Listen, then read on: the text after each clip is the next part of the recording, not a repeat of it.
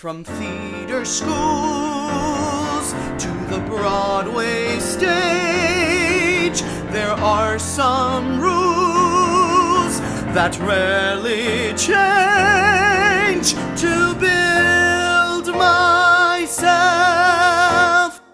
a show.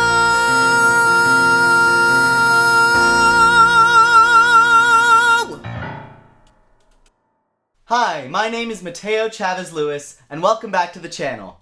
Today is the first episode of a new series on this channel that I'm calling To Build a Show, the building blocks of musicals. I'm going to be talking about the structures of different musicals and the landmarks that exist within the structure of almost every musical. Things that appear consistently if you look throughout the musical theater canon, throughout history. Things like opening numbers, I want songs, love duets, act one finales, etc., etc. So today, I'm starting at the very beginning because that's the very best place to start. And I'm going to look at opening numbers. What makes them work? What do they need to accomplish in order to be successful? And how do they set up the success of the musical as a whole? I was inspired to do this because this week I released the opening number to my song series, Quarantine Songs. The song is called When the World Shuts Down. You can check it out right here, and it features the incredible talents of the Quarren Trio, which is a group made up of Joel Cumber, Kelsey Verzati, and Georgia Bennett. And it also features cameos from some very close friends of mine, and it, I hope, manages to kind of set the tone for what you can expect throughout the rest of the Quarantine Song series. You know, the song poses a lot of questions, and I hope that some of the songs that are coming up in the series will explore those questions a little bit further. And so that brings me to the role of the opening number in a musical. I think the opening number in a musical needs to do 3 things in order to be successful. And so I'm going to break down each one of those things for you right now. Number 1, it sets up the world of the show. So when you enter into the opening number, you need to immediately know what the rules are of this world that we're going to be spending the next 2.5 hours in. Like in Be More Chill, the opening number establishes the rules of the high school hierarchy. A musical that does this very, very well is a musical, I don't know if I've ever mentioned this musical on this channel before, it's called Wicked. So it opens up with the throng of Aussians singing this. No one mourns the wicked when at last they're dead and gone. Then at last there's joy throughout the land. So it's this epic, dark anthem about the death of Elphaba and how much they are glad that she is dead. So immediately we're a little bit kind of scared of these people. And it builds this world of mob mentality that we're kind of afraid of. If he had chosen to put the song in a major key, like Ding Dong the Witch is Dead in The Wizard of Oz, then maybe we would really get along with these munchkins. But then because he puts it in such a dark, scary minor key, we don't vibe with this mob of people. And we're a little scared of them, and we antagonize them right away. Because we are about to see a story that is about Elphaba versus the world, and we want to be cheering for Elphaba, it's very effective to have the opening number set up a world of aggressive, angry, scary people that we already want to fight against before we even meet the quirky little green girl who we're going to fall in love with and want to cheer for. Another really good example of setting up the world of the show is Fiddler on the Roof, of course. And this is the opposite. This uses this really kind of cheery melody, this.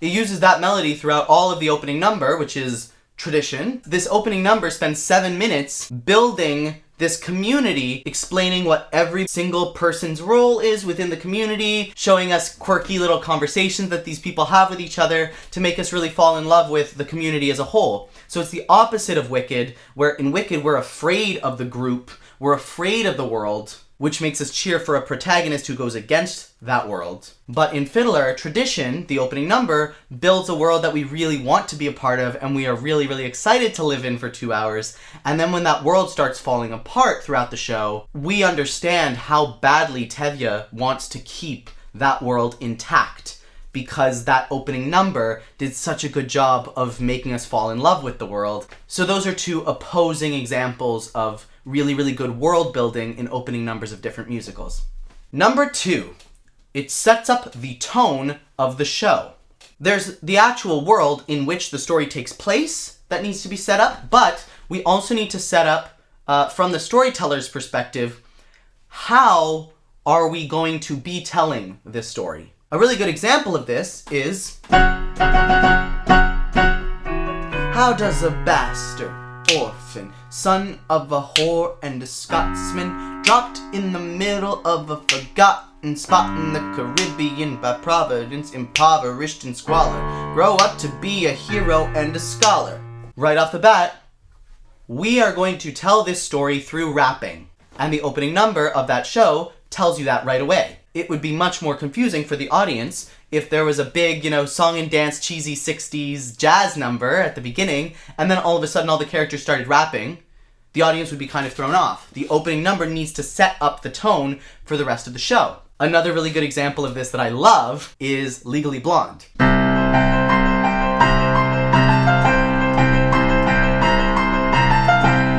The first lines of the musical are, "Dear L, he's a lucky guy, I'm like gonna cry, I got tears coming out of my nose." So instantly, that sets up the tone for the rest of the show. This is gonna be a show about quirky, ditzy characters. It's gonna be stupid, it's gonna be goofy, it's gonna be fun, it's gonna be very colorful. That is the way in which we're going to tell this story, which ends up being kind of a serious story by the end. But we're always going to tell it with humor, and you know that from the first 2 lines. A classic example of the way that an opening number setting up the tone for a musical can be so important to the success or failure of a musical is there's this story that Stephen Sondheim always tells in all of his interviews where he talks about when a funny thing happened on the way to the Forum, which is the first Broadway show for which he wrote both music and lyrics. That show was in out-of-town tryouts, and it had a cheeky little opening number called Love is in the Air, and everyone came out and sang, "Love is in the air." It was a very nice, pretty song that made you think you were in for a lovely little romance. And then the show came out of the gate running with guns blaring, going, "This is a ridiculous comedy," and the audience was kind of thrown off because the opening number hadn't set up this ridiculous comedy that was coming. And so Sondheim talked to, I think it was Jerome Robbins. I might be making that up though. Someone fact check me on that. But I think it was Jerome Robbins that he talked to, and Jerome Robbins said, well, the opening number sucks. It doesn't set up the tone of the show at all. The audience thinks they're in for a romance, so they don't know that they're allowed to laugh at all of the ridiculous slapstick comedy that comes afterwards. So write a number that says this is going to be a comedy. And so Sondheim wrote, something familiar, something peculiar, something for everyone, a comedy tonight. A song that literally says, hey, this is gonna be a comedy, this is gonna be a comedy. This is the tone of the show. Then the audience is roaring, laughing the whole rest of the show. If you can get the audience roaring, laughing in the first number, you can have them roaring, laughing the entire show. And if you get the audience really engaged and afraid and anxious in the first number, then they're going to maintain that engagement much more throughout the rest of the show. You need to kind of tell the audience how to respond to what they're about to see. Are you going to see a comedy? Are you going to see a tragedy? I want to know that in the first 10 seconds of that opening number. Otherwise, I, as the audience member, I don't know how to react. I don't know how I'm allowed to react. A good opening number gives the audience permission to react to the rest of the show in exactly the same way as they react to the first 10 seconds. Number 3, it builds anticipation. A good opening number doesn't just set up the world and set up the tone, because if it just did that and didn't build up some kind of anticipation for the rest of the show, the audience would say, oh, well, that was a lovely world and it was told in a really nice way. Let's go get a drink. But you want the audience to stay and actually watch your entire musical. So a good opening number sets up an expectation that invites the audience in. Something like, we know something that you don't know. If you keep watching, we'll tell you. Something that gets the audience kind of intrigued and excited.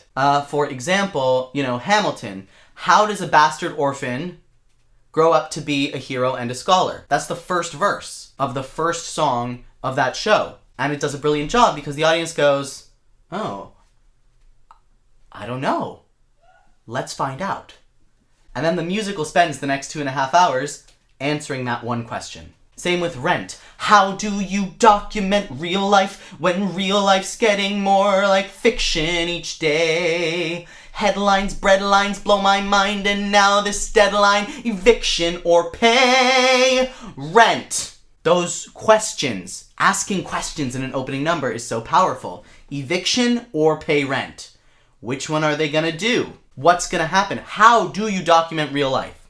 Let's find out. Let's watch these characters figure it out. And another good way that a good opening number builds anticipation is through music. For example, chorus line, 5, 6, 7, 8.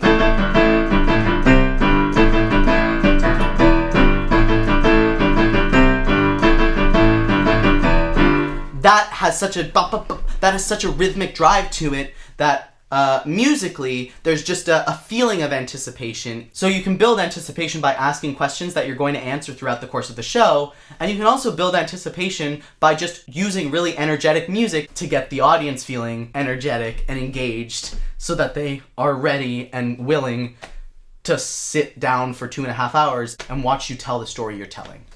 So those are the 3 ways that I think opening numbers set up a musical for success. There are obviously exceptions to all of these rules, and so, as is the case with any rule in anything in life, I believe that you need to understand why the rules exist so that you can break them when it's right to break them. For example, Dear Evan Hansen doesn't open with a musical number. Dear Evan Hansen opens with a kid sitting on a laptop just typing a letter to himself. And that really works because it endears us to this kid right away, and the whole show hinges on the audience being able to like this kid even when he does really questionable things and makes questionable decisions throughout the rest of the show. So there are reasons that are valid reasons for breaking these rules, but in general, most successful musicals have an opening number that sets up the world in which the story takes place. It sets up the tone that the storyteller is using to tell this particular story,